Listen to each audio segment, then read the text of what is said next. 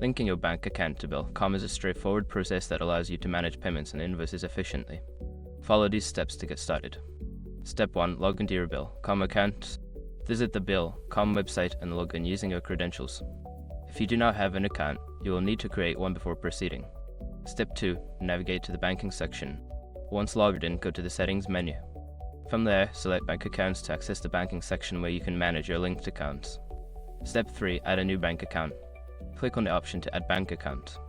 You will be prompted to enter your bank account details, including the account number and routing number.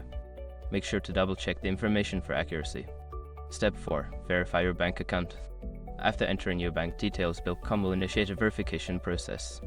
This may involve confirming small deposits made to your account. Follow the on-screen instructions to complete this verification step. Step 5. Confirm and save changes. Once your bank account is verified, review the information to ensure everything is correct. Click Save to finalize the linking process. Your bank account is now connected to Bill.com, allowing you to make payments and manage transactions. Now that you have linked your bank account to Bill.com, you can easily manage your finances and streamline your payment processes.